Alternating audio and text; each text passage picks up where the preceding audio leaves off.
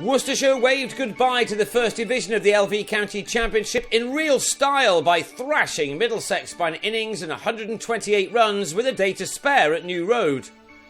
First thing, there was a magical moment for Tom Kohler-Cadmore, who scored the 3 runs he needed to get to 3 figures for the first time in his career. It had been an exceptional knock which had used up 192 balls and was completed with the batsman's 12th 4. It was a moment that the 21-year-old will surely never forget. He'd added 229 runs for the 3rd wicket with Tom Fell, who was out after adding just 4 more runs to his overnight 167. But he left a warm applause after a career-best performance, James Harris with a catch in the covers. Ross Whiteley didn't last long. He'd made 9 when he gave Neil Dexter his 2nd wicket of the morning and his final ever one for Middlesex before he sets off for a career at Leicestershire. An attempted big shot from the batsman landing in the hands of Tim Murtagh at 3rd man. Now on 353 for 5 for a lead of 255, it was all about quick runs for the home team and Ben Cox supplied them. He got off the mark by hitting Ollie Rayner over the mid-wicket boundary for a 6. Cox and Kohler-Cadmore now played a shot a ball as the visiting attack just couldn't keep a lid on the scoring. Worcestershire have been dominant right through this entire match, and it was hard to see how, on this evidence, they were relegated last week.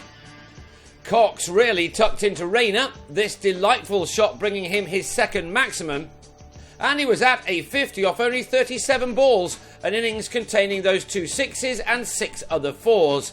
At the end of the next over, Worcestershire declared on 431 for 5 for a first innings lead of 333 runs, Kohler-Cadmore heading off unbeaten on 130.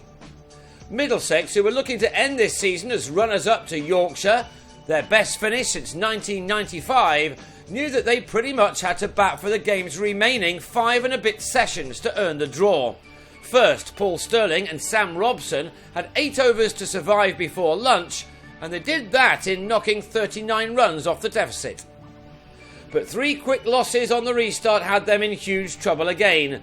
Ed Barnard removed Robson for 16, the batsman a plum LBW, and then 3 balls later, the same bowler had Nick Compton nicking off for 4. A 3rd wicket fell in the space of 9 balls when Stirling on 22 edged Jack Shantry to Whiteley in a packed slip cordon. That left Middlesex on 52 for 3. David Milan then avoided a 4th successive duck as he and Dexter tried to lead a recovery. They were able to add 48 runs for the 4th wicket, but then it all went horribly wrong for the batting team again. Dexter's last innings for his county was ended on 24 as he was well held low down by Kohler-Cadmore off Shantry, before Milan on 25 fell in the next over. Shannon Gabriel with his 6th wicket of the match, a beauty at that to clip the top of the stumps.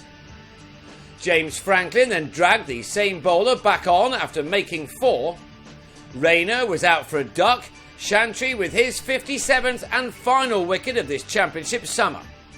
Middlesex had slipped to 131 for 8 when Harris edged Joe Leach behind for his 59th success of the season, and it was 133 for 9 at next ball as Toby Rowland-Jones produced the kind of running between the wickets that would not have pleased anyone in the dressing room.